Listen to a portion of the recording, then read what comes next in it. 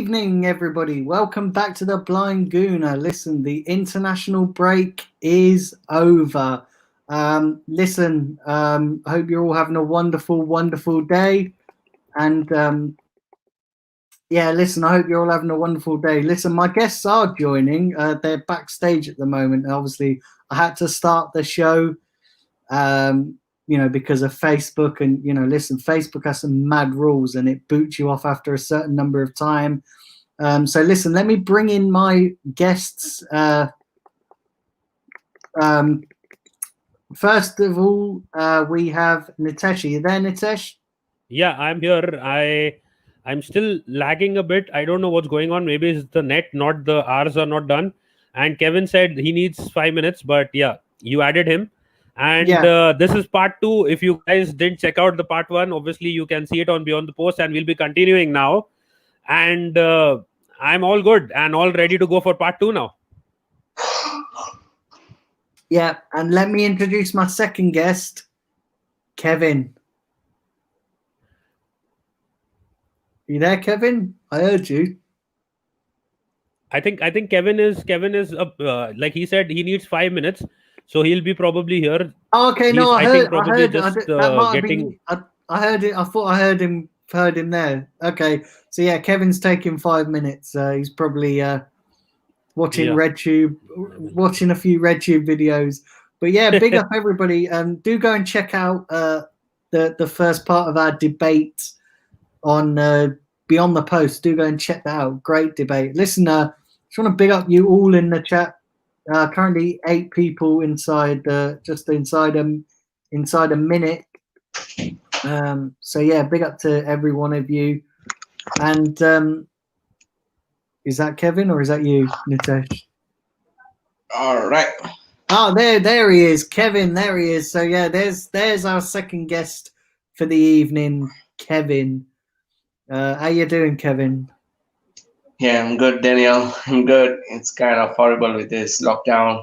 Yeah, like I mentioned earlier, we are stuck in the second lockdown. Right now it's the third phase. So I'm currently under self-isolation as well. So for the next 2 weeks or so, looking for any symptoms apparently. So yeah, I'm kind of stuck at home. No work, nothing at all, which is a plus point. Hence why I'm able to join in the streams these days right now. So long it may continue. Paid? Yeah, it's paid leave, I'm just paid for being in YouTube right now. Let me just grab a couple of these comments. I'll read them out at the start before we get into it. Big up Jade Shahid. Big up John Wayne. Big up Football with Brownie. Big up John 1886. Big up Russ Morgan as well. Hope you're well. Listen, thanks for tuning in. Let's have a look. Big up Russ. Big up Liam Damon. Well. Liam Damon. Wow, Jesus Christ. I've not seen you in any of my chats for an awfully long time. Remember, guys, do smash a like as well on this video. Big up Taib. The screen is flickering. I don't know. Is that my end or is that your end, Taib? I don't know. Is that? I don't know. Is that? I don't know what's happening there. That shouldn't be flickering. Let's have a look.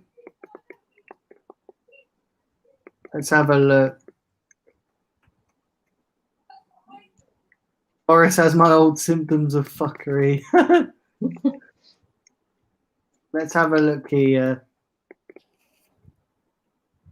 Oh, Taib's phone's messed up. Yeah, mate. I think everybody's phone is. Yeah. So that's all the comments. That is all the comments. It's better that your phone is messed up than your internet, because right now my internet is messed up, I think. Tell me about it. Yeah. I had that problem before. So yeah, guys, do smash a like. And I just want to remind, hey, it's better than your phone's fucked up rather than your football team, especially if you support Cardiff City.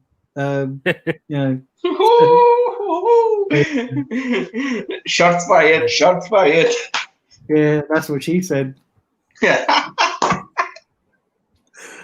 listen, back again. But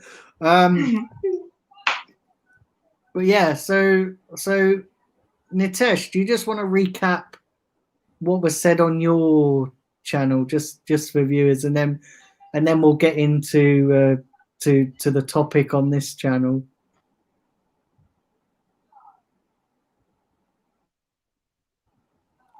Before I get into that, I think one of you guys will have to give a recap because I am lagging still. So I'll quickly try to rejoin. So I don't know what's happening. I don't understand. Is it the internet? Is it something else? So give me 30 seconds. I'll quickly rejoin. If Kevin, you can recap instead of me, that will work. I'll just quickly try to rejoin. I don't know what's happening. It's getting stuck in between. Even though I am not actually lagging, I think you guys can hear me fine, but the image is getting stuck in between. I don't know what's happening. So I'll just give me 30 seconds. I'm quickly just restarting it again. All right. Sure thing. Yeah, just give me. So Kevin, do you want to do a recap? Yeah. I think the last thing what Nitesh was mentioning to us in the previous stream was basically about Mesut Ozil's inclusion, not being included in the Arsenal squad right now. So that was the debate about. The debate was about there's lack of creativity, hence why most of our wingers and strikers aren't able to score goals because they are more pulled toward the defensive responsibility right now. So this was basically what we were discussing about. Because should Mesut Ozil be drafted into the squad, and will Mesut Ozil's presence right now in the squad make a difference in terms of output in goals, assists, and all this? So this was the topic of discussion just now before we moved over to this stream right here. So we will get in touch with that because from what I understand, Daniel was saying that Mesut Ozil will make a difference, of course, because he's taking about 350 grand a week. And moreover, like in my perception of that, I would like to see Willian or maybe Saka on the number 10 role, because I think the output between these two players should be sufficient enough, because I think Mesut Ozil has passed it, and I don't think so he can make a difference that much. And moreover, coming to the context whereby you mentioned about Mesut Ozil's the reason that he's being dropped because of footballing reasons, I don't think so. It's barely because of footballing reason. I think it's likely because of the political issue that they brought up with the Chinese, with China, of course, because of the Uyghur Muslims in China. And I think that is one of the main reasons, because I don't think so this was down to Arteta's decision to drop him out of the squad or to leave him out of the squad. I think this is come from the pressure from above. The pressure from above, most likely from the board of directors, I presume, which would have said that, no, we don't want him to play for this club anymore. Just dump him out of the squad. And because so that we can retain the popularity in China as well. Because if Mesut Ozil were to play, I don't think so China would give more opportunity to Arsenal, of course. So we were discussing about the Mesut Ozil issue, right? In regards of sporting decision or political decision, right? Nitesh, I think that was the last thing that we discussed about. So Daniel said that Mesut Ozil can make a difference in the Arsenal setup currently in the present. Yeah, the way this is lagging, I can take funny screenshots of your expressions, man. But apparently there's Taib in the chat saying that you're fine. No, that is what I'm trying to say. That is what I'm saying. When I'm speaking, my audio is going out to you guys properly, but the video is in between lagging. So I am not able to understand when you're stopping. Like if you suddenly stop saying something, I wouldn't know it for like 10 seconds. Or if I am saying something, you might still be saying a point, but I may not be able to understand that. So that is the problem. I don't know what the issue is, because I changed the browser now again it's stuck. So I think maybe I need to restart the laptop or something. Maybe some kind of issue with the laptop, maybe, or internet. I'm not understanding. Anyways, yeah, the argument was that Ozil's career at Arsenal is over. His career with Robert. Germany is also over. His career with Germany is over. The way he's taking digs now at the German coach, Joachim. He's taking digs at, he's taking digs at him as well. I don't know whether that was a dig actually, but with respect to Boateng, probably. And he's doing things. He's gone away from football. There's no point of talking about Ozil because it's a waste of your breath. And the only thing you can say is Ozil out. Whether Arteta out or not, Emery out or not, Wenger out or not, Ozil out. I think that is something that should be trending way before Arteta out starts trending. Yeah, correct. So guys, the topic of conversation, as the title says, what front three should we have at Arsenal going forward? What front three should Arteta use going forward? And Nitesh, I'm going to start with you on this. I think the present front line is the best. I think I have no doubt that there needs to be no change in that. It has to be Aubameyang, Lacazette at the center, and Willian on the right.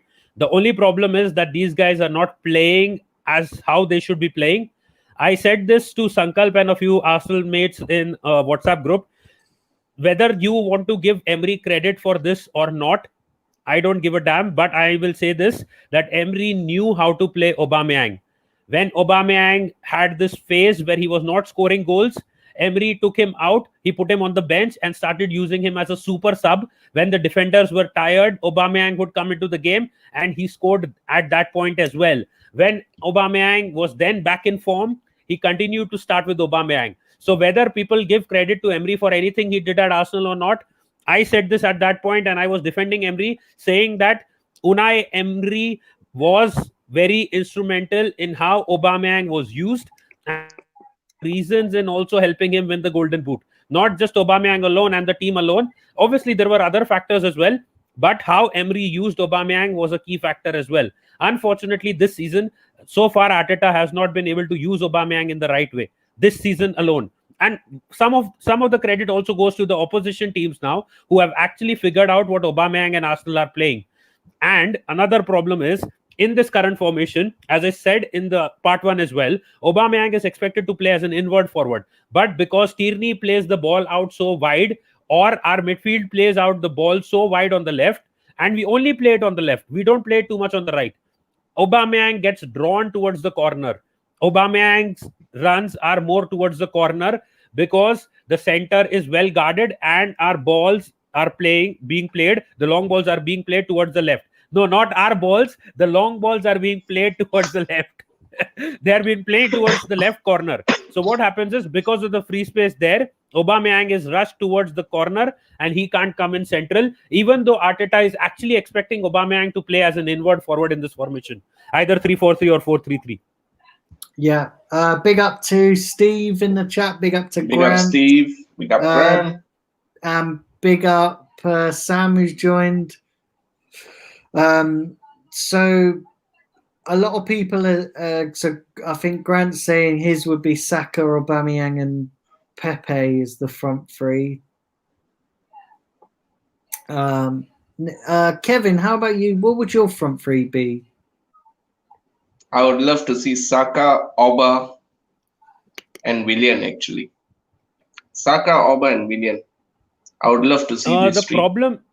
So again, this damn lag. But the problem with Saka then playing on the left wing will only be one, that the creativity that is right now in the midfield because of Saka's contribution will be gone. If we had another creative midfielder in the midfield, then Saka would have been playing as a full-time winger. Trust me. But because of the fact that... Yeah, go ahead. The ideal actually, the opportunity I would love to use is probably Martinelli on the left. But right now, since he's injured, because what I would like to see is Martinelli on the left, Saka as a number 10, Willian on the right, Auba up front. This is what I like to see. Because so that at least I can see between Saka and Willian, because both of them can interchange as well. Both of them can play as a number 10, but my ideal option is to see Saka in the number 10 because he's the only one that loves to drift in the middle. So I would love to see Saka in the middle. On the left, Martinelli. When he's fit, I would love to see Martinelli. His take-ons, the way he crosses the ball and the way he cuts in and to score goals, he's doing exactly what Aubameyang is doing right now, but Aubameyang is right out of form or whatever you may call it. But I think Martinelli's output in a left wing, I think, would be much more productive than Oba what he's doing right now. That's just Tyrone's put here Saka, Orba, and Isco. I've seen us being linked with Isco, as well. 20 million, right? Yeah, I've seen these links. I would take him all day long, to be fair. I would take him. I would take him all day long. And I will just tell him. It ain't going to happen. He ain't coming to Arsenal. It's not happening. It isn't. It's just a pipe dream. No, I don't think so. I think he could come to Arsenal. There are possibilities. I'll tell you why. One, our relations with Real Madrid are good. Two, if Ceballos is going back, then we need another player, and Arteta will obviously prefer the Spanish player, because let's be honest, Arteta will obviously prefer a Spanish player like Wenger preferred French players. So I think Isco is a good candidate who could be coming to Arsenal soon. He's already done with his Real Madrid career, more or less. He's Asensio now. So I think Isco is a very realistic target for us. We can get him. But is he going to be good enough? That is another question at Arsenal. Because you need to remember, even the best players that come to Arsenal then become trash. Oh, fucking hell, here we go. Brownie said Isco's going to Everton, but he has issues with his weight. I tell you what, Brownie, that is that the same Isco going to Everton? Like you said, Partey was never coming to Arsenal. Is that the same thing? You said Partey was never coming to Arsenal, and look, forgive me if I just take your news with a pinch of salt, because you said that Partey wasn't coming to Arsenal, and look how that turned out.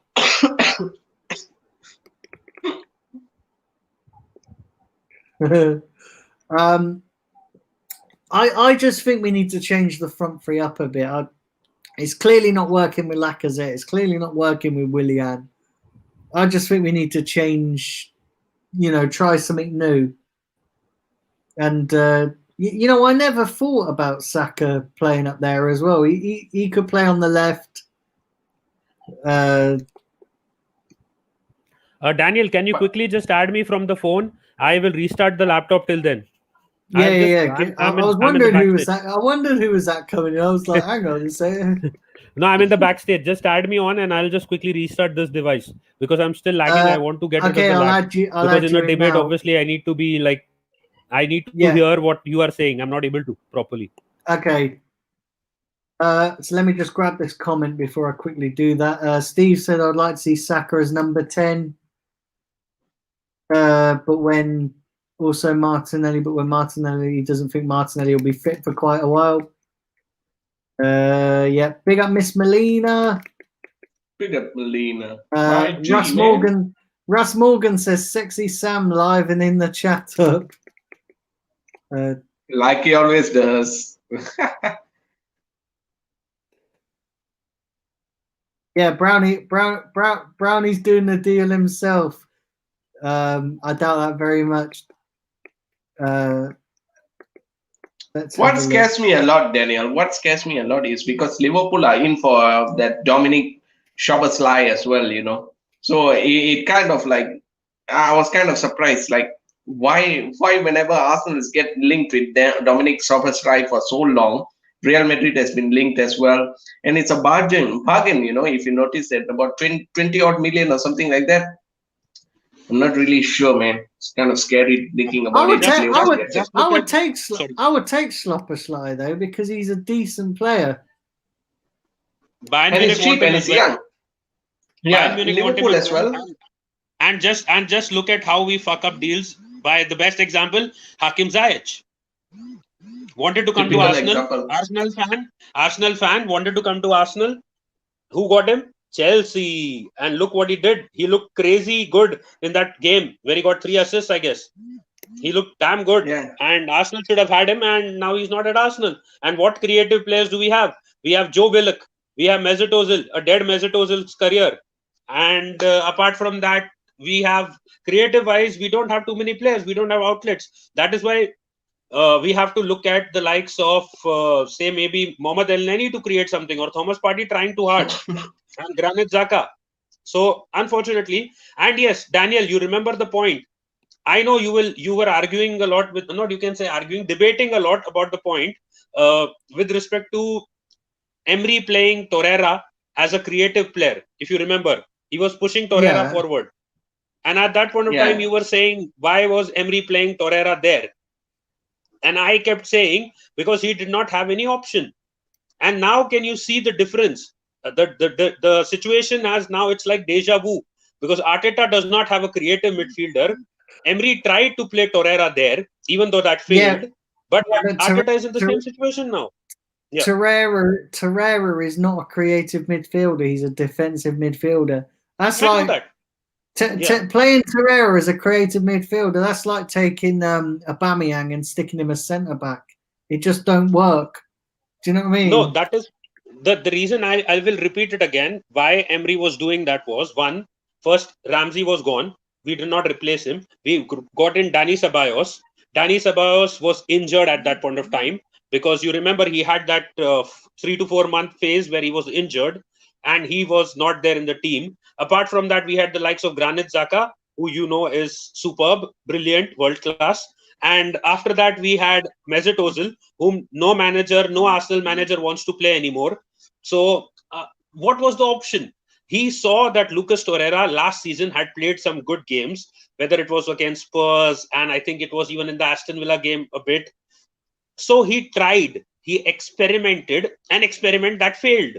He tried to see that this guy, okay, he has some capability. He can probably take free kicks as well. So, and he scored a few goals. So he can probably push forward and try to create something. Unfortunately, that experiment failed.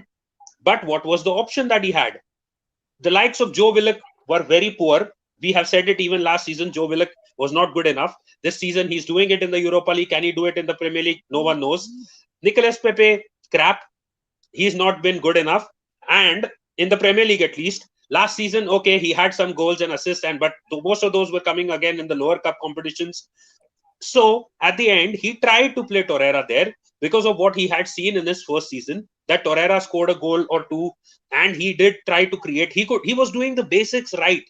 That is why he tried to fit in Torreira in that team in a position which obviously he also knew is not his ideal one. But when your only creative player, that is Dani Ceballos, whom you can play, not counting Mesut Ozil, is injured, and the club decides to withdraw the contract for Ramsey and he's gone, and you don't replace him with the right kind of player, the manager has to experiment. Fans were on his back that you are playing Torreira in a position that he should never be playing, but the fans don't have an answer to what was the solution.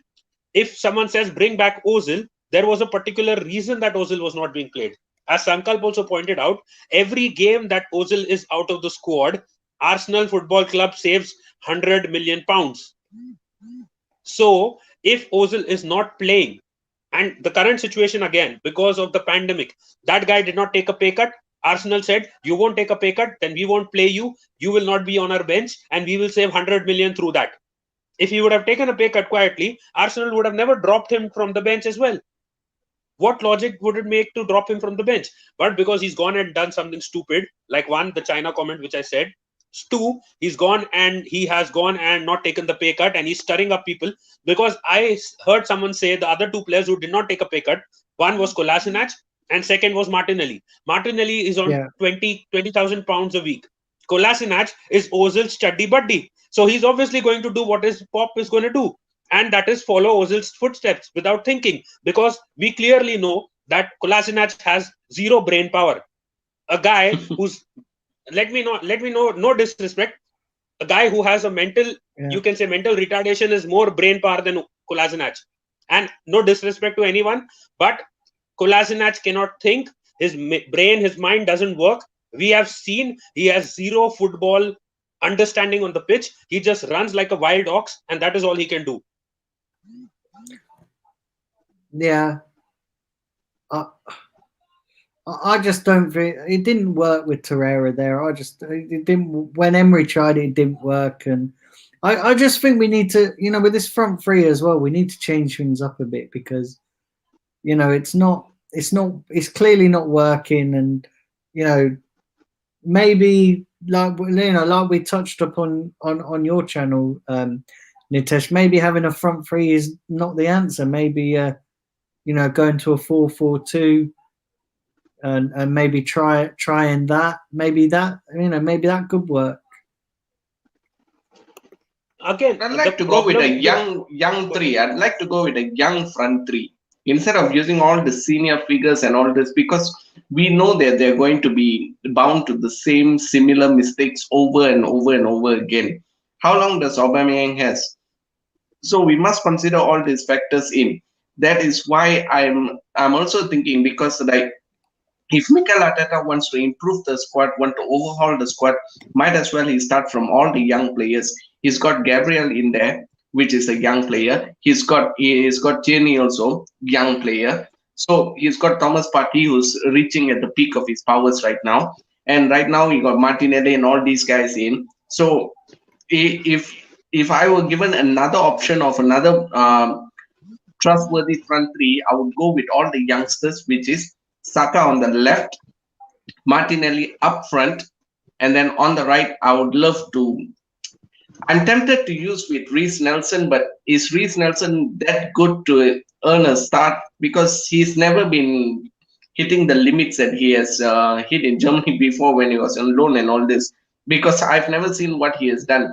So I'm still tempted to use Pepe on the right-hand side, but Pepe has been kind of iffy because of the lack of consistent run of games and stuff like this. But if he can prove his doubters wrong this season, of course, I would go with those three up.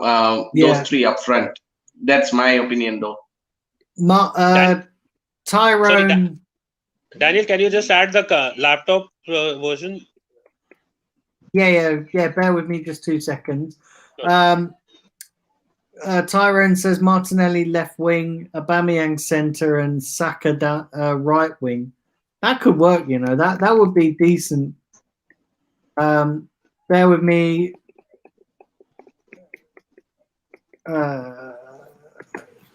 Okay, there's an exception going on here now. Two of me here. Jesus Christ, there's two of them. Yeah, exactly. So now that was an exception moment. Do you know what? One of you's bad enough. That was a great inception moment. Anyways, the problem is now resolved. Yeah. So I was saying, with respect to now, the problem with the front three is, see, if you play Saka in the front three on the left wing, he will not get any kind of creativity from behind him. So then what will happen is, if he does not get any creativity from behind him, then again he will not get the chances. And one more thing, when Arsenal Football Club, Mikel Arteta, everyone knows that Lacazette needs at least 3 to 4 chances to score a goal or two. Why are they not focusing on the creativity? They know that he's not as prolific as Aubameyang. They know the solution is not to drop him. See, this is the problem. When Giroud stopped scoring, they threw him out of the team. They said, we don't want him at Arsenal anymore. But the problem was not Giroud. The problem was when the striker has hit a poor round of form, you drop him and you bring in his replacement to play those games and score goals. And when he regains his form, you bring him back into the team. Now, with respect to Lacazette, when the guy was scoring 3 goals, he scored in the first 3 games, I think. 3 goals in 3 games. He got dropped.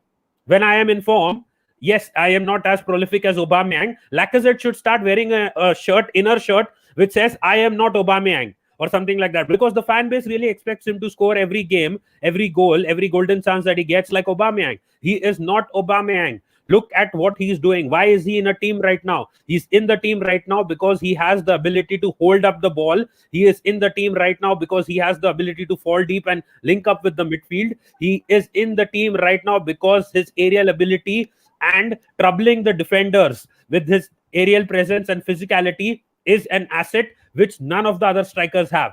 And if anyone is saying Lacazette should be out of the team, who should be in the team then? Again, Daniel, I know you said Aubameyang through the center, but if go for a man-to-man replacement, will you take Eddie Nketiah over Lacazette? Look at him play in the Europa League. No chance.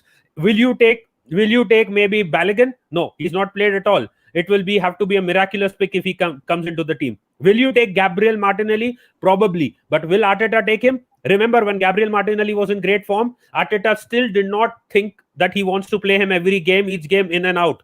He dropped him to the bench, and eventually fans complained, obviously. But you know what? The fans will also complain. The fans will say, if Arteta plays Martinelli week in and week out, he plays him every game, then after 10 games, Martinelli starts firing blanks. The fans will say, Arteta overused him.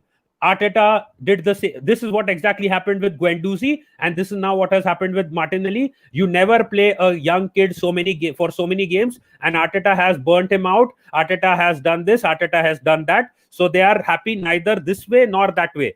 If Arteta says that I will give William Saliba a few games, you can say I will not start him immediately, I will not rush him. I would say he's being overprotective. Another fan will say Arteta is being a coward. A third fan will say, okay, when William Saliba starts playing and he performs, he's doing great. Arteta should have played him before. But when he doesn't play well, the fan will say this is all Arteta's fault. He played William Saliba in too many big games and he should have been rested. So it's either ways, the manager is not getting off the hook, no matter who the manager is. As long as the players don't play for the manager and the team, there is no other way of winning. We will not be winning games. And this problem has happened with Emery in his second season, and now is happening with Arteta. No solution unless the players show up.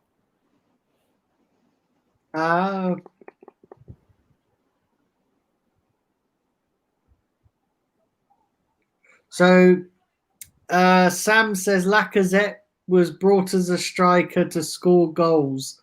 When he was at Lyon, he was prolific, but now he's a lot more slower than heavier. He's a lot more heavier and slower.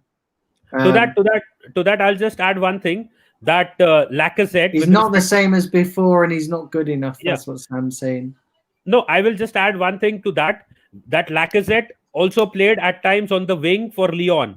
But with age, you don't play an aging striker on the wings because he's becoming slow, which is obviously happening with even Aubameyang. Can Aubameyang run right now from the midfield carrying the ball? No, he can't. So it is bound to happen. But the other thing is, forget what Lacazette was bought in for. He was bought by Wenger. But for just he's bought to score goals. He's a striker. I expect my striker to score goals. And a lot of people criticizing Aubameyang because he's not scoring. Yeah, he's not scoring. I get that, but listen, Aubameyang has not had the same poor run of form that Lacazette had. It's only recently with Aubameyang, whereas Lacazette, this is a whole entire season with Lacazette. The thing with Lacazette is he is also creating. The Aubameyang problem is, if Aubameyang does not score a goal, his game is over. He doesn't do anything else. But Lacazette is doing other things, and Arteta is seeing that he's doing what he's asked him to do, like falling deep into the midfield, which Aubameyang cannot do. And again, I am saying this again. I've said this once or twice on 2 to 3 shows. Lacazette, Aubameyang is not playing on the left wing to accommodate Lacazette. Lacazette is playing in the playing 11 to accommodate Arteta's tactics. It is Arteta's tactics that need Lacazette to be in the team. It's not the other way around. Fans have gotten it all wrong. It's supposed to be Lacazette is in the team because he is fitting into Arteta's tactics, the current tactics that Arteta is employing. You say that we have been figured out with respect to playing balls down the left-hand side and Aubameyang coming in and scoring. Yes, that has been figured out. So Arteta is trying something different with Lacazette at the center, falling deep now, because there is no creative midfielder. So it is not that he is in the team because Arteta likes him or favors him. He is in the team because he fits into Arteta's current system. Yeah. But I just think Lacazette he's poor. He needs to come out of the team. I'm sorry, I disagree. He needs to come out of the team. Can I ask you one question? Can I ask you one question, Daniel? How many chances has Lacazette missed? Clear chances in the last 3 games that you saw? Can you count? Like maybe Leicester. I don't think there were any clear chances for anyone against Aston Villa. Leicester United and Liverpool. How many total chances? Well, he missed quite a few. He had 2 or 3 against Liverpool. 2 against Liverpool, yeah. And Leicester won that free header, right? Yeah. Any other chance that you can think of? But, well, listen, let's look at all the ones last season as well.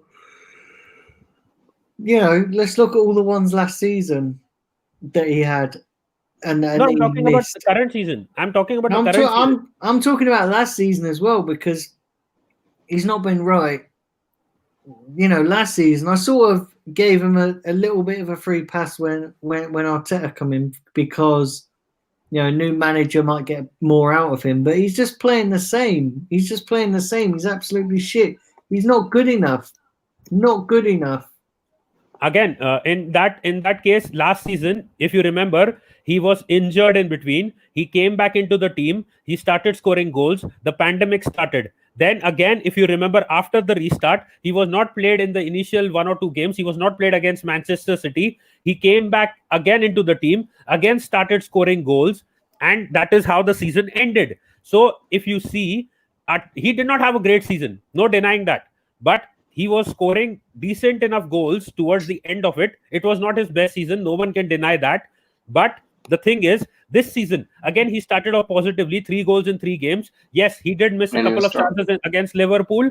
Yes, he did miss 1 chance against Leicester. But if I tell you that Saka has missed 2 chances, 2 clear-cut chances, one, the free header that he got against Manchester United, and one, the one-on-one against Ederson, but no one says that Saka, what a great save by Ederson. They say what a great save by Ederson. They don't say what a poor finish by Saka. But with Lacazette, no one said what a great save by Alisson when he came down and he blocked that one-on-one. They say Lacazette is shit. So this is the standard, double standard that the fans show, and that is where the problem is. If you saw the game against Leicester, Aubameyang had a free header which he should at least put on target. I'm not saying scored, at least put on target. Lacazette scored a goal which was ruled out by VAR, and then he missed a sitter. So he scored one which was ruled out, unfortunately, and he missed one. But what was the fan base obsessed about? The miss. They were all obsessed about that one miss. But when Aubameyang missed a free header in the box, no criticism at all. No criticism, nothing. No one said anything. Did Aubameyang do anything in any of these games? Nothing at all. He's not done anything to deserve that 350k contract a week, 350k a week. He's not done anything. He's playing like a 50 quid player. That is the fact. But the fan base won't say it. They will criticize all they want, Lacazette, but do they criticize Aubameyang or Saka for their finishing? They don't. Just want to quickly remind you all to smash the like button and hit subscribe if you are new to the channel as well. Like I say, I'm pushing it to 1,500 is the next target. So yeah, if you've not done so, please subscribe and check out all my other platforms. They're going across the bottom of your screen. But yeah, Nitesh, like, I sort of thing is, right, a striker's brought in to score goals. He's brought in to score goals, and if he's not doing that, for me, he's underperforming. I get that sometimes, you know, players are asked to do things that out of their position and stuff, but you still don't forget the main elements of your position that you play in.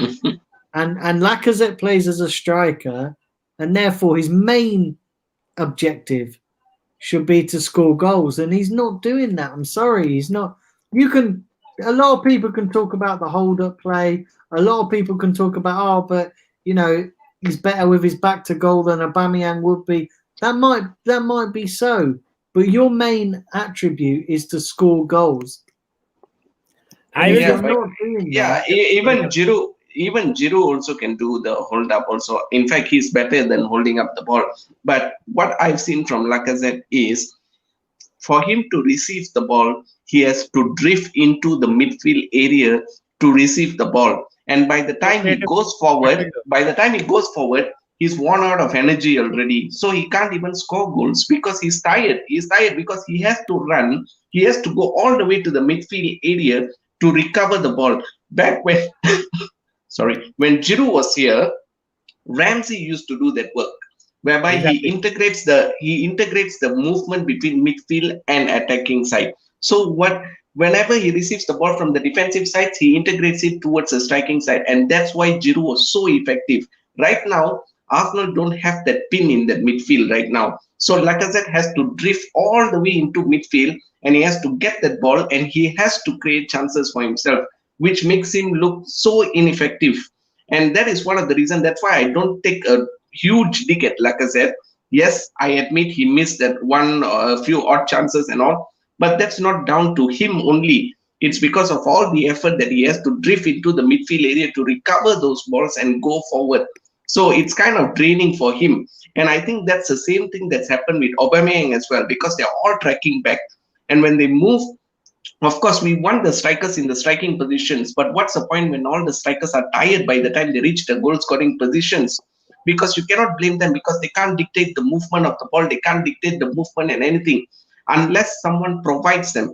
Because when the wingers do their proper job by swinging in balls into the midfield, to the striking positions, of course the strikers would finish it. But what's the point when a striker goes into the crossing the ball position in a winger position? They'd get tired, and that's why you can see half of the time most of our strikers give crosses, it will go hit the corner flag or go hit the clock end and all this. That's why I give an exemption for Lacazette, because I think in this type of circumstances, if Giroud was here, I think he would be facing the same situation. It's nothing going to be different, because there isn't that midfield linchpin right now. And I think that's what we are lacking right now, that midfield linchpin to connect the midfield and the strikers. That's the thing we are lacking.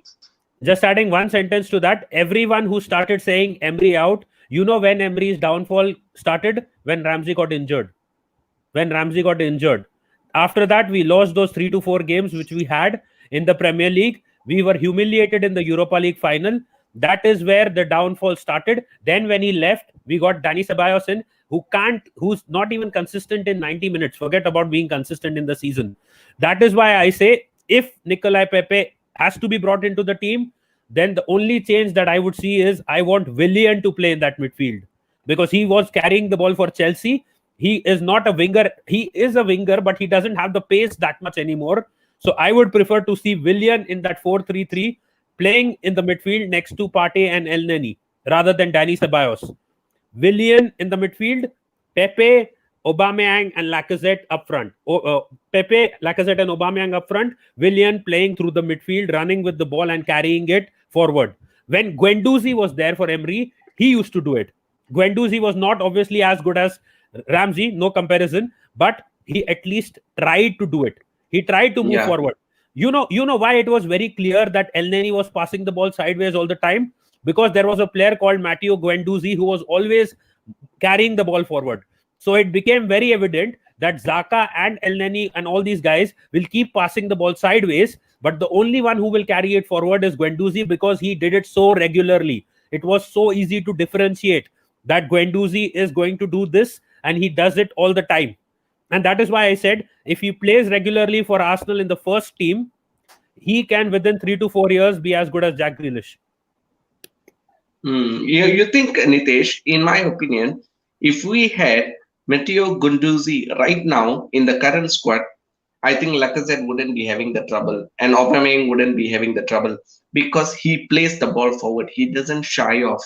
He goes up forward. He takes on players. One thing I like from him, he takes on players. If you notice that goal against Tottenham Hotspur, Aubameyang scored it.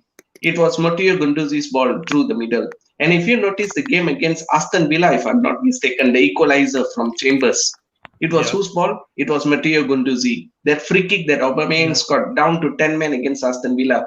Who won the penalty? It was Guendouzi. So you can see that film, any of our midfielders have done that one type of contribution or not this season, not to mention last season, not even one of them have done it.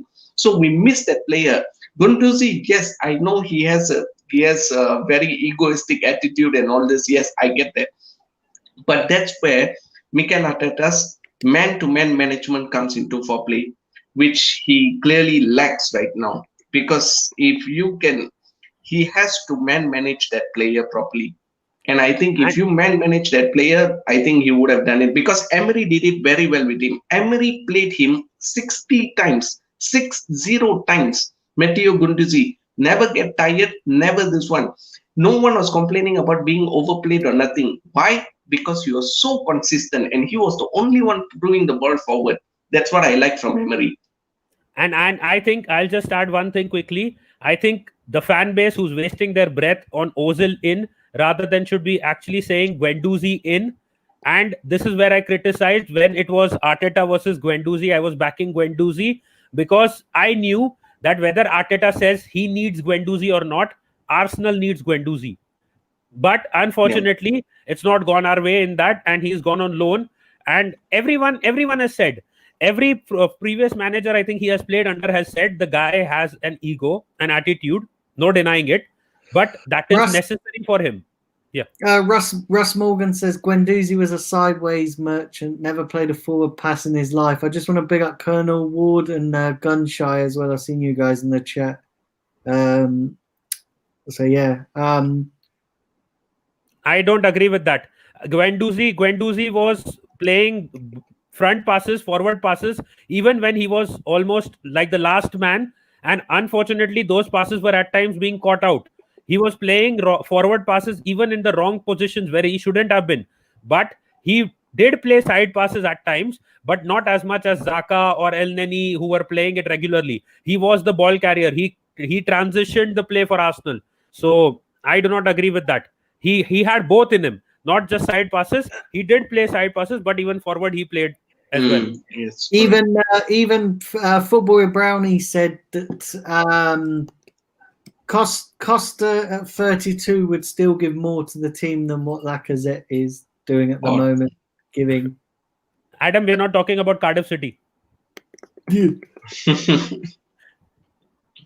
But we should go get Balotelli. No worries. Listen, I just want to big up. I just want to say this as well, everybody. Do hit the like button and do subscribe if you're new to the channel. Let me just take this opportunity as well to tell you all that I'm going to be doing a preview tomorrow. I'm not entirely sure what time that is going to be yet. I haven't scheduled in. I've got to figure out what time people are free to do a preview. And then I'm going to be doing a couple of watch-alongs as well. I think I'm going to be doing the Man City Spurs game, and obviously the Leeds Arsenal game, and I'll possibly do the Liverpool Leicester game straight after that as well. So yeah, all stay tuned and do tune in. Like I said, I'm trying to push the channel to 1,500 subscribers. So if you know anybody that likes YouTube, likes football channels, Arsenal channels, do share it around. We'll really appreciate that. And I will just quickly adding one more thing. I remember Sam saying that Lacazette was brought into the team to score goals. I remember when I had the Lacazette debate with Sam was unfortunately caught on the point. Yeah, he was like, yes, I understand where Roberto Firmino doesn't score too many goals, and I was defending him. And he plays in a similar style, so I am a bit caught out here. Like in that sense, like it could sound that I'm defending one, but I'm not defending the other. But unfortunately, that is the fact. If Arteta feels that Lacazette is not doing the job that is assigned to him, he would have dropped him. And again, he does not have another backup. He does not have a good enough backup for Lacazette. That is another problem. Third thing is, I feel right now the formation Arteta is playing has not reached its full potential yet, because I feel both Aubameyang is out of form and Willian is out of form. Lacazette has also dropped some of his form that he had at the start of the season. So once they are all in form, I think this formation will succeed much better. Aubameyang needs to put in a better work rate, first of all. That is my main thing. Tyrone says with Guendouzi in the team, Partey could play his preferred position. Yeah, I agree. Because right now, Partey is playing 2 or 3 positions, because he's not playing one position. Everybody keeps saying that he's a defensive midfielder, but he's a box-to-box midfielder. Everybody keeps forgetting that he's a box-to-box midfielder. When I saw the performance he did against United, he was playing in various positions. That's when I would want to see Guendouzi there. Because if Guendouzi keeps playing the forward passes, Thomas Partey would be just shielding the defense. He would just be floating around the defense only. Of course, he can ping that odd 30, 20, 40-yard ball and all this. But at the same time, he can also overlap and create another goal output as well. As you know, that late runner into the box. He can be that late runner into the box when Guendouzi can also just flaunt around the midfield. That's what I wanted to see. But at the same time, Thomas Partey on that occasion against United, he was doing everything. He was everywhere. It was like he just had to work 3 jobs at a time, which was kind of ridiculous. Yeah. And one more thing about the work rate. When you remember, Guendouzi and Sabas were playing with Xhaka. They were playing for 2 men each. They were covering up for Granit Xhaka because Xhaka has no work rate and no pace. So the work rate that is missing in this team, the commitment that is missing in the team, I think he would have definitely fulfilled. I am not saying that, okay, now he's gone on loan because there have been some issues, but I want him back at least at the end of the season, I hope. And Daniel, there was a question by Colonel Ward before. Which one? Oh, the one, yeah. Top four. Yeah, so he said if Arteta gets sacked, yeah, sorry, I missed that. Apologies, Colonel Ward. I think he said if Arsenal don't get top 4, do you think we should sack the manager and then rip up the whole entire team? I think that's what he was saying, or build a new team. Thing is, Arteta's not going. They're not going to sack Arteta. They're not going to sack Arteta. I just want to quickly grab this comment as well before I miss it.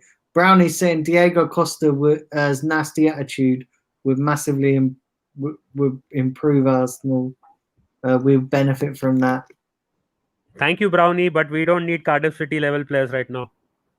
You really think Diego Costa's that crap? I actually rate Diego Costa. His finishing and I've said this for time. We need players who are dirty.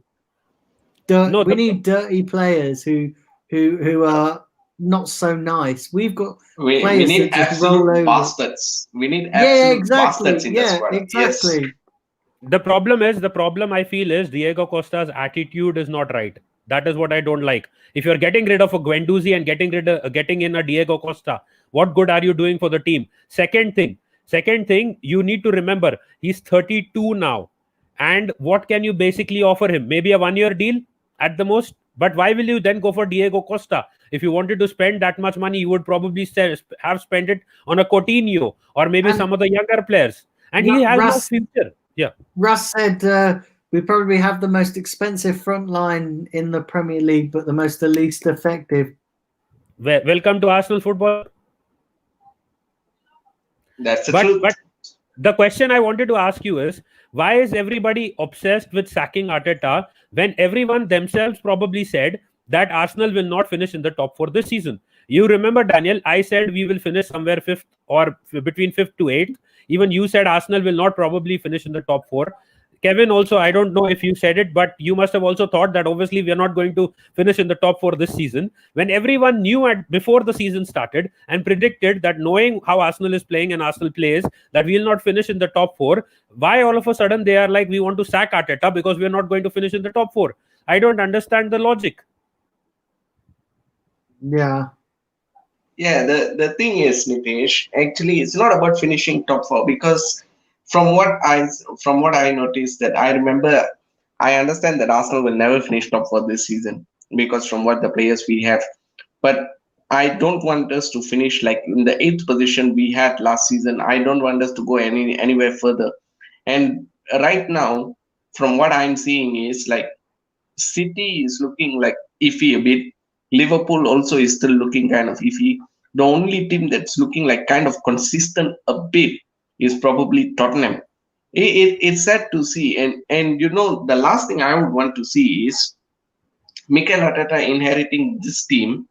And when we could have had Mourinho, and if Mourinho were to get any trophy out of them lot down the road, my God, that thing is going to create a bloody riot, you know, because we all look down at Spurs and we decline the option to have a Mourinho in our squad. Have a bastard of a manager to come and just grab these players by their neck and teach them how to play football and stuff like this. You know, we never had that manager. We don't have that arrogance of a manager managing this type of, because our players are a bunch of naughty school kids. You just need someone to just grab them by their neck and just like tell them this is how you do things and this is how you do it. And Mikel Arteta has played with some of these players, so of course he has this soft core sentimental values with these type of players. That's why he isn't too harsh. Yeah, he isn't too harsh. He's only harsh to the youngsters, which explains. Come on, if you were to put into context, Granit Xhaka said "fuck off" to all the fans, and he get picked up every time in the team. And what did Matteo Guendouzi did? Yes, I'm not justifying his actions were right. Guendouzi doing it against Maupay. I don't justify his actions. I get that. Okay, you want to suspend him? Okay, 2-3 games you don't play him. But you're not going to freeze him out of the entire squad. That doesn't make any sense, which is much worse. The worst action is probably with Granit Xhaka, but he keeps selecting him. So, of course, the man management, and sadly to say, all the youngsters have regressed under this guy. This is why, because if you want to start fresh, I understand if young players make mistake. And if you give young players to give a mistake for them to learn, and we finish 8 using the young players, okay, I will give a free pass to Arteta. Yes. But if he's going to use all the senior players that failed under various managers, and you're giving him the same pass again, and all our youngsters are regressing, no, I don't think so. Arteta has to go then, because he's not giving the chance for the youngsters. And I think the youngsters would want to leave then, because you're not getting any game time opportunities. This is my take on it. This is why I'm kind of like very iffy on Arteta. That's why I want him out, because he's not playing the youngsters. And I think this next 3 games, Leeds United, Wolves, and Tottenham Hotspur is going to define. It's a season-defining moment for Mikel Arteta. Out of the 3 games, 2 defeats, I think we are done out here, man. No, but just a couple of things. First of all, what does Mourinho winning the league or winning any cup have to do anything with Arsenal? Because Mourinho already, obviously, we know, got a better team than us. Without even getting the signings this summer, if you compare Harry Kane, better striker than Aubameyang. If you compare Hugo Lloris, better goalkeeper than Bernd Leno. If you compare some of their other players, Song Heung-min, we don't have a player like him. He got a better squad already. And then he strengthened it with more better players. So I am trying to say it has nothing to do whether Tottenham wins the league, whether Tottenham does any crap. It has nothing to do with Arsenal. Tottenham and Arsenal do not come in the same boat. So it is nothing to do with Arsenal. Big up the wife asking me a question. Sure. So there is nothing to do with Arsenal and Tottenham linking them. Because if Mourinho, we did not reject Mourinho because we did not know that he will not win titles. There is a reason why we rejected Mourinho. We rejected Mourinho because already the fan base is in a crisis kind of situation with respect to divisions. Mourinho would have made it even worse. Mourinho would have toxified the entire atmosphere. He would have done something for maybe 2 years, and then the 3rd year he would have ruined it all. And not just that. If you don't agree with that, also one more thing.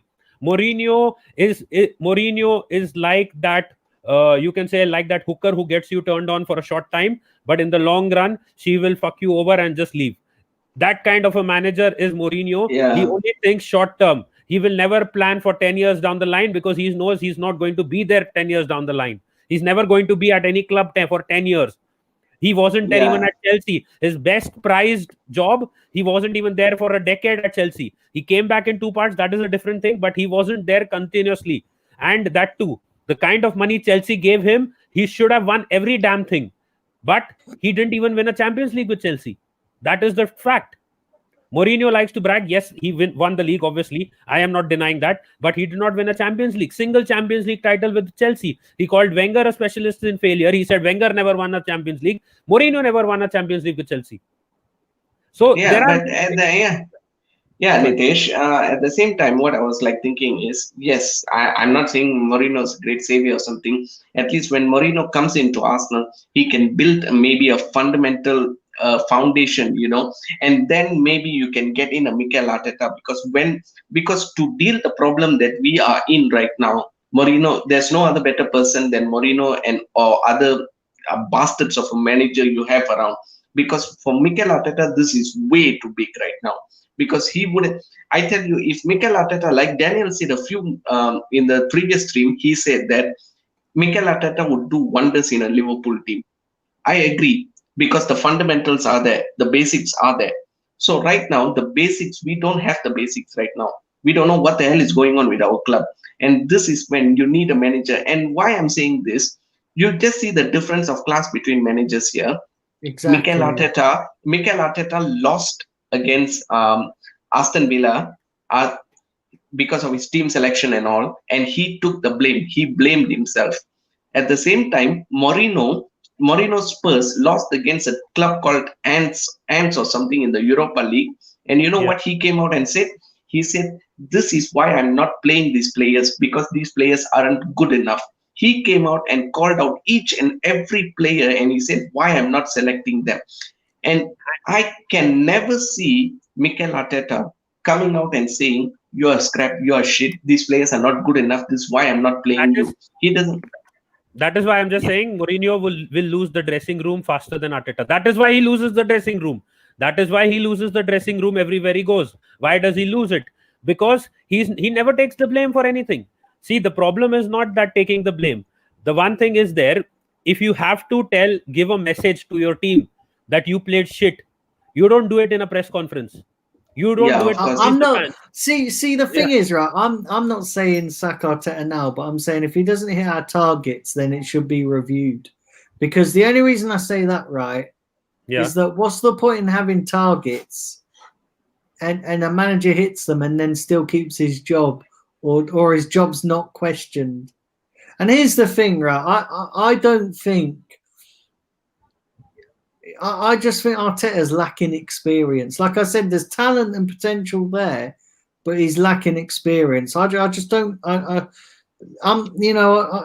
It's not all down to Arteta. The players have got to take some responsibility as well. But at the end of the day, he picks the tactics. He picks the players to play in the team.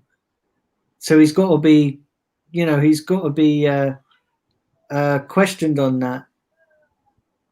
No, but what I'm trying to also add to that is, what I am saying is that when you know that your players are the problem, because some people say that Arteta does not have experience. Agreed. Other people should have then said, when Emery had the experience, what was the result? And you need to remember, for certain reasons, 5 managers before Unai Emery rejected the Arsenal job. The guy is the 6th choice that we got.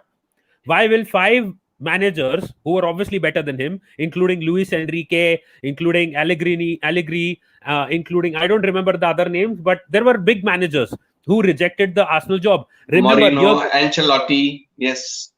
Yeah, about 5 of them. Remember when Wenger was about to go, Jurgen Klopp rejected the chance to come to Arsenal. Why did he do that?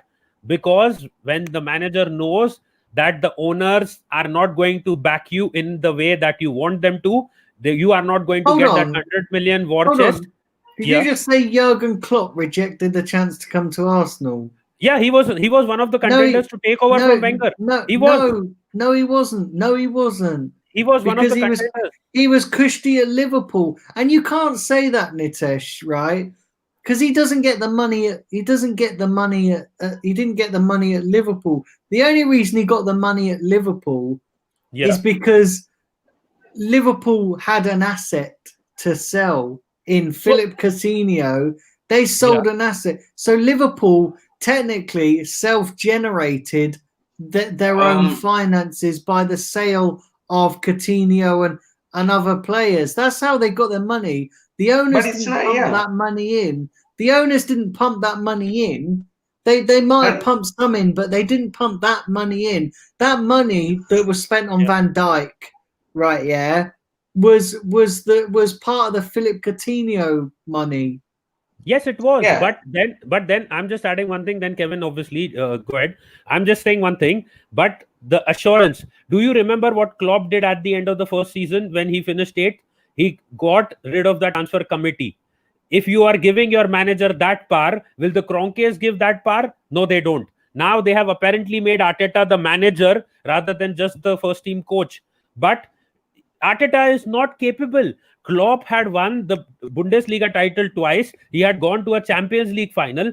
And that kind of person can get the role of a manager and handle all these things, can get rid of the transfer committee, can buy players according to his own need. That kind of manager can do it, but Arteta can't. The only reason they gave Arteta more responsibility is because he won the FA Cup, which is silly. If it was Klopp, why would Klopp not come to Arsenal otherwise? He would not come to Arsenal because he knows the Kroenkes don't want to lose their side of control over the club. Why will Mourinho not come to Arsenal? Because of the same reason. He was begging Arsenal to sign him because he knew he would get the easy bucks. Even if he was sacked 2 to 3 years down the line, he was never bothered about Arsenal. He would just be there. He would just do whatever he wants to, and then he would leave. So that is why Mourinho was pitching on live TV for the Arsenal job, because he knew he would have a luxury life in London, and he would enjoy himself, and then he would go on to some other club. Yeah, Nitish, that's one of the reasons. Mourinho was never pitching for the Arsenal job. I'm sorry. Come on, Daniel. Have you not seen what he was doing on TV? Yes, I have. But Mourinho was never pitching. And I'll tell you why. Because Mourinho was offered the job and he turned it down because he didn't like the setup.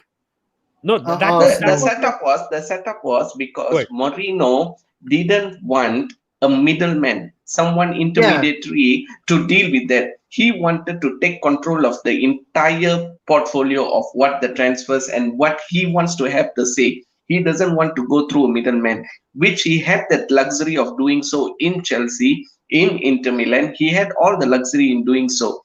And that is why he had that job. Even in United, he had that same thing until someone, Woodward, was in between and all this. And it went kind of sour a bit. At Arsenal also, he had the same problem here, because that is one of the reasons why he rejected. But coming to your point, Nitish, when you mentioned about Liverpool at the same time, when you said like they have the assets, like Daniel mentioned, like they have assets and all this. My biggest question here is, when Klopp joined Liverpool were conceding goals for fun, totally for fun. How they won games was practically 5-4, 6-5, 3-2. It was every time we score 6, you score 5. It was like that, and that was practically what Unai Emery was doing at Arsenal. He was pragmatic. He was the one. You score 3, we will score 4. This was exactly what he was doing. And all our Arsenal fans will keep on saying, we must trust the Liverpool process. We must follow the Liverpool model. Unai Emery was doing the Liverpool model. Now we are, and we didn't back his process. And now we are talking about not scoring goals and all this, and we trust this process. It's kind of ridiculous, because Liverpool at the same time, whenever they conceded goals, they improved their backline first, one by one. And every time their mainstay was the strike force. The strike force, they had a brilliant strike force even when they were scrapped. They had Coutinho. They had Firmino also then. And then they had a few other strikers in there as well. And then they signed in Mane and all this. But even then, they conceded goals for fun. And at the end of the day, when they signed Virgil van Dijk and Alisson, that's what made them who they are. Because if you notice that the last puzzle that they settled was the midfield. They didn't settle the midfield first. But right now, all Arsenal fans keep talking about the midfield. Right now, our fundamental is the attack. Colonel said Liverpool sold £400 million worth of players. Yeah, and one more thing I just want to quickly add with respect to Mourinho. You need to remember, when Mourinho rejected the Arsenal job, it was the head was under Sven Mislintat. It wasn't under Raul. So, when I say that he was trying to pitch for the Arsenal job, it was under this new regime. He was trying to pitch when Emery was getting sacked. Emery was about to get sacked. At that point of time, when Ljungberg was about to take over, that was the time when he was trying to get the Arsenal job.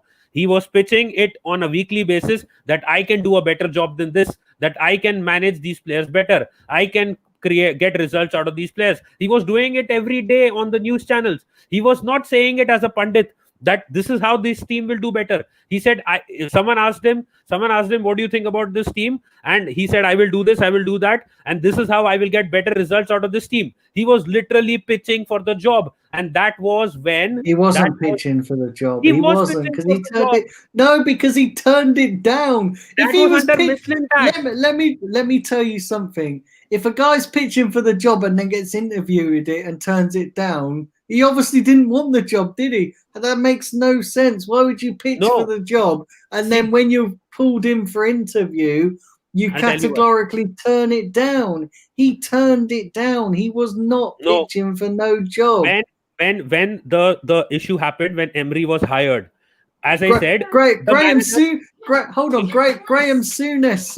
Graham Souness talks about how he can fix Arsenal, but is he pitching for the job as well? No, but hold on. Exactly. When Mourinho was offered the job, Arsenal obviously interviewed 5 more managers before choosing Emery. And as I said, and everyone knows that they did not promise a war chest to any of the managers to go and buy players.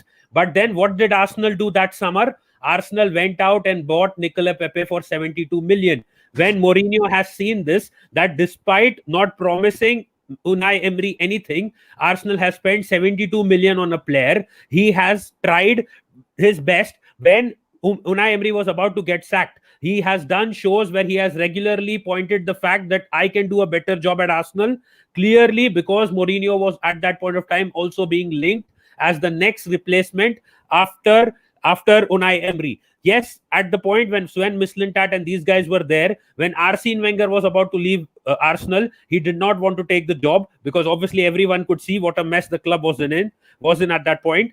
But when he saw that the club has actually gone ahead and spent around 70 odd million on a player, he again, as I'm saying, tried to pitch after he realized that Emery he didn't. No, yes, I disagree. No, he didn't. I disagree. Let me tell you something. He was interviewed for the job and turned it down. He said, I don't like the structure. That's why he went to Tottenham. He went to Tottenham because Tottenham had in his opinion, had a better structure. Remember, Mourinho was at a job that had the similar structure to us at Man United. And it didn't work out for him. So that's why he went to Tottenham. Mourinho, he was not pitching for the job. He liked the players at Arsenal. He liked the players at Arsenal. And whenever there was Monday night football or Sunday night, whatever the football you call it, he saw that games. And a few times when Arsenal were losing and all this, he came out and he said, this is how the team should play. If I was the manager, this is how I would set a formation. He said that in live television. Yeah, but so many other people have said that. But does that mean they're pitching for the job? So many other people have said that. Graham Souness has said, this is how I would fix it. Thierry Henry has said, this is how I would fix it. But do you think those guys are pitching for the job? No, but Mourinho was already linked with the job. That is the thing at that point of time again. But he wasn't pitching for the job. It's just because he was linked with the job and he was on Sky Sports at the time doesn't mean to say he was pitching for the job. He was brought in to give his own analysis. That's what they do. Doesn't mean to say that they're pitching for the bloody job. No, that's the time, Daniel. This is where we often get confused about it. That's the time Mourinho was heavily linked with Arsenal. That's why every single statement that he made, even in the studio, was a very contradicting factor that assumes that he's going to be coming to Arsenal. This is why. It's similar like Mikel Arteta also. That's people blowing it all out of proportion because that's what they're paid to do, to go on and give their analysis. Doesn't mean it's for the job. It seemed like Mikel Arteta as well, Daniel. When we lost 3-0 against Manchester City, Mikel Arteta said, I feel sorry for the club. He was Pep's assistant at the time. He said, I feel sorry for the club. And he said, I can do a better job. Does that mean that he was pitching for that job that time? No. And that's the time Huss Fahmy and the legal advisor and a few other people, I think, who's that Indian guy? All of them went to Mikel Arteta's house and they closed the deal at 11 p.m. that day. that day itself. So was he pitching on that job? Because he, as a Manchester City assistant manager, he said, I feel sorry for Arsenal and I can do a better job. I will make. I don't think he was pitching for the. I don't think Arteta was pitching for the job. No, but he had got the job twice. He had been offered the job twice. Because he got the job. I think a conversation was had. Yeah. After that, and he, do you know what I mean? He wasn't. He didn't remember. He wasn't appointed until Thursday. I think it was like Wednesday or Thursday, and then he was appointed. But it was obvious that, and let's not forget, like those pictures of him leaving, Vinay and the legal guy leaving. Those pictures were leaked. It was said two things. One thing, when Emery was signed, Mikel Arteta was one of the candidates who was offered the job before him, but he did not take it. Second, after that City loss, it is said that all Vinay, Edu, and all these guys, they went to Arteta's house after the City game at night, and that is where it was all finalized. But it was announced 3 or 4 days later on. So again, Arteta was linked twice for the job, and whether it was a clear hint that I'm ready to take over the job or not, we don't know. But it immediately, few hours after this interview that has come out, they have gone to him and they have confirmed his signing as the manager. So that is the fact. Whether people may agree to it, whether they were actually pitching for the job or not, it could have been a clear hint that I am ready to take the job now, and that is why it has been closed. Because as I said before, Emery, Arteta was approached and he rejected it because maybe he did not feel. He said he wasn't ready. He said he wasn't ready. Yeah, but he didn't reject it. Arteta didn't reject it. No, he didn't. No, Arteta rejected the job. He said he wasn't ready. No, he didn't. Jesus Christ, stop reading all this crap and believing it. Let me tell you why Arteta refused the job. Because Raul Sanllehi, at the last minute, went with Emery because he felt that a more experienced manager at that time was more appropriate. Arteta has come out and said that he felt he wasn't ready. He's not going to turn around and say they offered it to me. They offered it to someone else. He's not going to turn around and say that. The club he's working for, he's not going to turn around and say, oh, sorry, they decided to go with somebody else. He's not going to turn around and say, oh, by the way, they offered it to me and then offered it to somebody else at the last minute. He's not going to come out and say that, is he? You don't bite the hand that feeds you. He never turned down the job. The management took it off it. Raul Sanllehi at the last minute changed their minds. And let's not forget as well that the reason why Emery was in the job longer than was necessary. It was because of Raul. It's because of Raul Sanllehi. Raul Sanllehi said, I think we should stick with Emery. I think we should stick with him.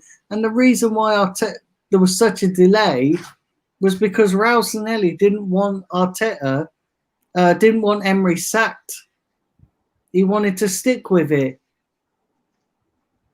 No, I don't have any problem with him trying to stick to Emery. But I am telling you what Arteta's worded statement has been, and which Kevin also said, that he was not ready for the job. That is why he did not take it. Yeah, he said that. Yeah, he said he wasn't ready for the job. Yeah. But he's going to say that, isn't he? The truth is... No. Come on, Nitesh. Seriously. How are you really analyzing all so much crap? Out of it? Do you really believe all this crap? He was not offered it. He was offered it. He was linked with it, right? And then they went with Emery at the last minute. If you remember rightly, Emery wasn't even linked with the bloody job. Do you remember? Arteta was linked with it. He was the dead cert to get it.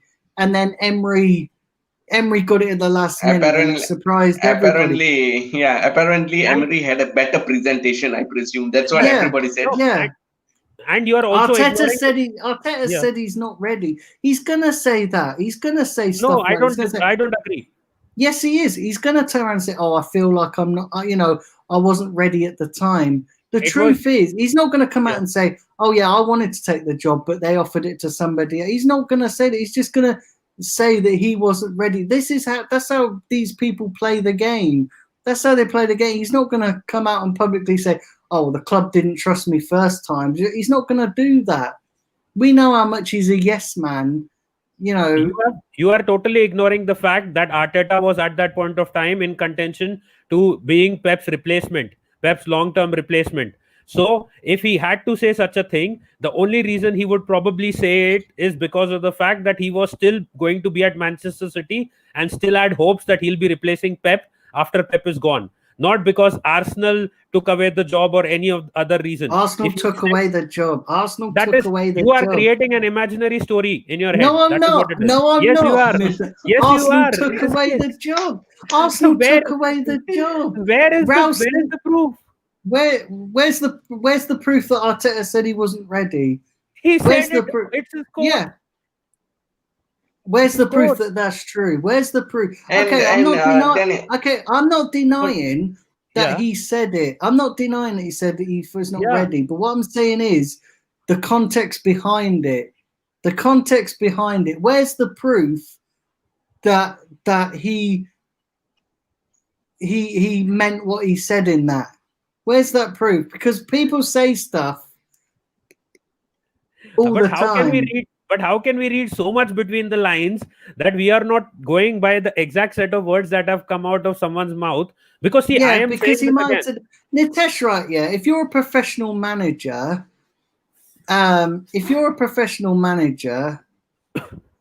you're sorry, my computer's dying, so I'm just plugging it in. If you're a professional manager and you're now working for a club that previously offered you a job and then changed their minds at the last minute, you're not going to come out and say, well, they offered their job, they was all set to give it to me, and then they went with somebody else at the last minute. If you read a lot of reports, that Arteta was dead cert to get the job. Dead cert to get the job.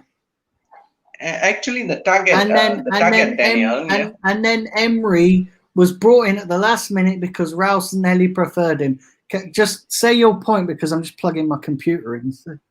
Yeah, actually, Nitesh and Daniel, the biggest thing here was Mikel Arteta wanted the City job. He wanted the City job. And at the same point, I remember that as soon as Mikel Arteta got the Arsenal job, Pep was unhappy about it.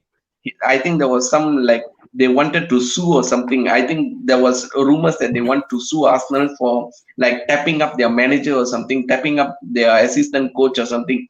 They wanted to do that, but that's just rumors. I don't want to buy into that too much. But at the same time, here's the thing as well, right?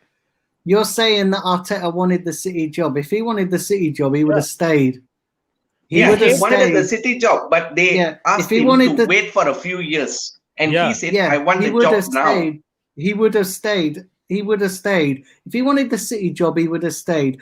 The reason why, let me tell you, right, the reason why Pep Guardiola and Man City were pissed off at Arsenal is because we approached them mid-season.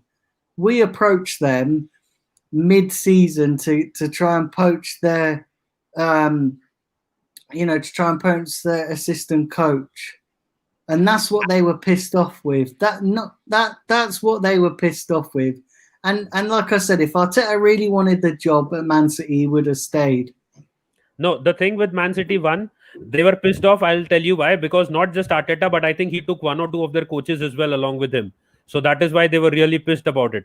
Second thing, he wanted the Manchester City job. That is why he didn't take the Arsenal job, saying whatever reason I'm not ready, or he was actually not feeling ready for such a big responsibility. But then, if you remember, the season Emery took over, it was announced in between that Manchester City will not be going with Arteta as Pep's replacement, even if Pep leaves at the end of the season.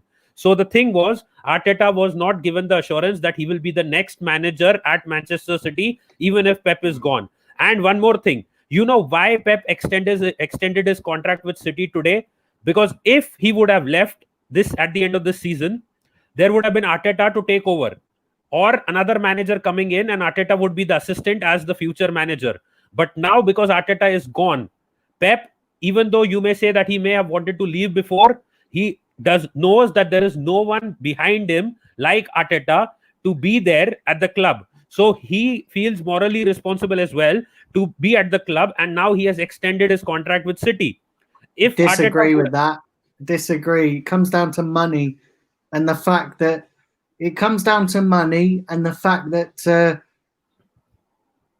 you're not going to leave a cushy job in this current climate with the pandemic and that. It comes down to that. Hence why it comes down, and I don't care what anybody says, it comes down to, that's why a lot of players didn't move because of that fact. And I think it's purely circumstantial as to why Guardiola's extended his contract. But tell me one thing, Daniel. Suppose if PSG came for Guardiola, PSG said, Guardiola, we want you at PSG.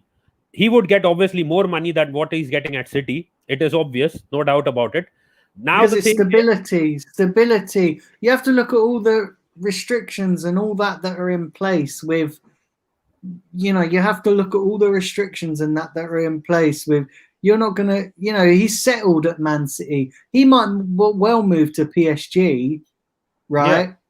Yeah. And then eventually, if it don't work out, it gets sacked and they'd have to start a whole new project. At Man City, that he's there, he's settled, he's, they've obviously shown faith in him because they wanted to keep, they've offered him a new deal.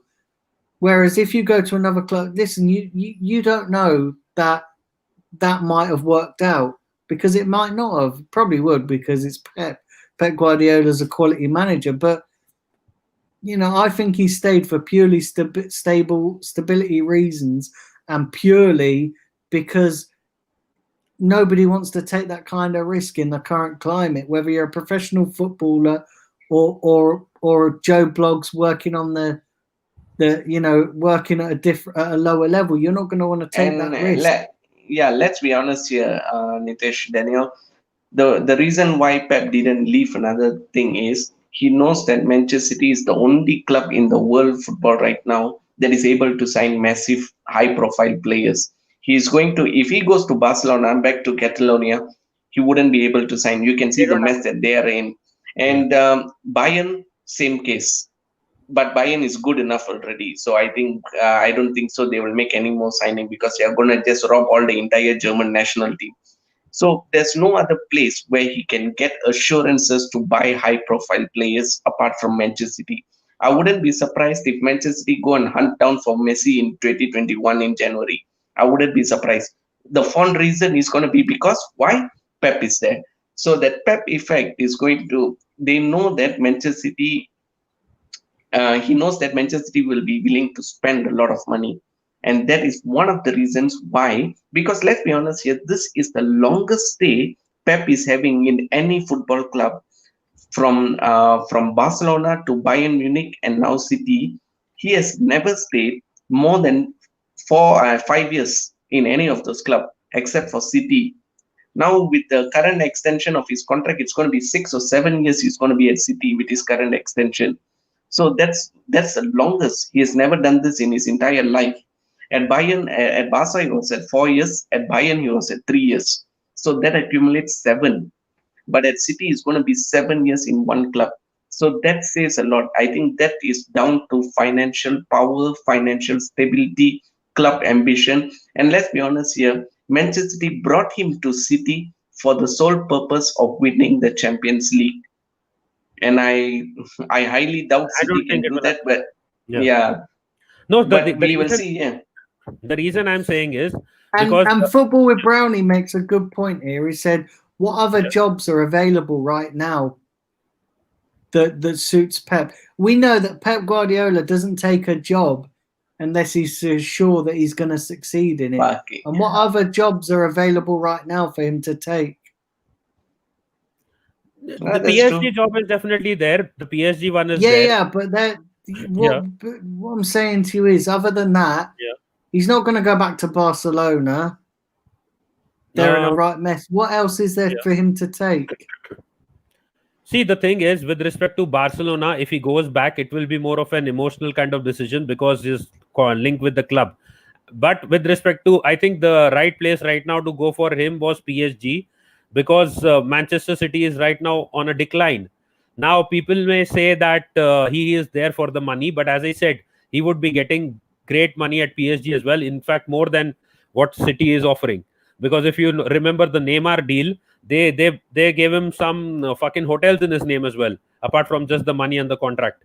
So the thing is that if Pep went to PSG, I think he would have gotten more money. There are a few other jobs that possibly he could have taken, but at the end of it all, I get the feeling, yes, I'm saying, I feel that he's also feeling that he is part of a project which you said in a different way, that City has the opportunity to buy more and more stars. If you see, they are buying more younger players right now. I don't think they are going to go for a Messi as well. It seems highly unlikely.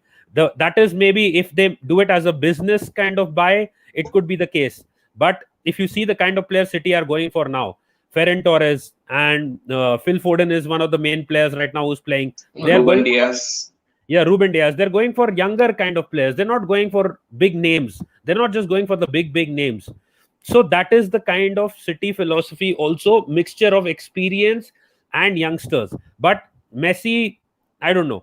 But anyways, what I'm trying to mainly say is that Pep is part of a project, and that is why he feels that if he leaves right now, that he will be not doing right, because already Arteta is gone. And even Pep must be pissed off by that fact, as you guys also said. Now, and one more thing, what is the thing about getting sacked? If suppose Pep gets sacked tomorrow, I'm just saying, he'll be making 3 years free money. He'll be making money for 3 years without doing a single thing. So I don't think there is any kind of real problem in a manager getting sacked, apart from the fact that he has to sit at home and enjoy a fat paycheck. So the thing is, with respect to that, I get the feeling, again, I'm saying this, that I think Pep is part of that project which he feels that he's actually a strong part of, and he also has that ambition, and that is why with the departure of Arteta, he feels more responsible for City than he would feel if Arteta was still there. He would maybe feel more relaxed that Arteta is there, I can leave. But now that Arteta is gone, I think he can feel that I need to be more responsible, at least till the time that City has a suitable successor for me. Yeah. Listen, guys, we've been going for an hour and a half, so what we'll do is we'll probably wrap up here, because I know for you, Kevin, it's getting pretty late. 6 a.m. It's getting pretty late for you, so I know you're probably dying to go to bed. But listen, I want to just remind everybody as well. Actually, Nitesh, just tell everybody where they can find you. You can find me on my channel, getting drunk, getting sloshed, and doing some good football videos as well. And that is Beyond the Post on Instagram, YouTube, Facebook, and Twitter. And also you can find me on Arsenal FC Fans, which is a crazy Arsenal fan page on Facebook. We got around 370k people. So already there. So you can find that on Facebook. And big up to Kevin and Daniel. Good to be back here. Unfortunately, this Sankalp didn't show up for part 2, but it's been a long video now. We've gone on for more than 3 hours. So big up to both of you as well. Big up, guys. Yeah. Kevin, do you just want to tell everybody where they can find you? Yes, guys. Thanks, Daniel, for having me on part 2 of this session. And big up to Nitesh as well for having me on the first stream initially for the part 1. So, of course, you guys can find me in Twitter at KevinMark434. That's my Twitter handle. And, of course, you guys can find me also in the Beyond the Post under Nitesh channel and Daniel's page as well, because I'll be crisscrossing in both these platforms. Of course, don't forget to tune in to Simpy's channel tomorrow for the Game Week 9 prediction show tomorrow. So we'll be doing that at around 4-ish. So hopefully you guys can join us there tomorrow evening. All right. So thanks for having me on, Daniel, once again. And thanks for Nitesh for having me on as well. Yeah, listen, it's been a pleasure having you guys on. Guys, so coming up on this channel as well, tomorrow there'll be a preview. I'm not entirely sure what time yet, but stay tuned to all the platforms because I'll keep you guys updated Saturday I'll be doing the Man City Spurs watch along in the evening, and then Sunday Leeds Arsenal, and then Liverpool Leicester. I'll be doing both of those games as well. Also starting next week, obviously we have the review for the Leeds Arsenal game, and then also starting next week, I'm not entirely sure what day, but it will be at 3 p.m. in the afternoon. There's going to be a weekly show with myself and Claude. So we're yet to work out the logistics, but and the timings and that. But yeah, it's going to be it's going to be an afternoon show with myself and Claude, and that's going to be once a week. It's going to be a weekly show. So stay tuned for that. And then also I'm working on some other shows as well for the channel. Like I said, I'm keeping the channel moving forward, pushing it to 1,500 subscribers, and trying to bring you guys some different and new and improved content. Remember, keep smashing that like button, keep subscribing if you're new. Thank you to everybody that's tuned in, and until tomorrow, there's only one thing left to say, and that's come on, you Gunners. Ozil out.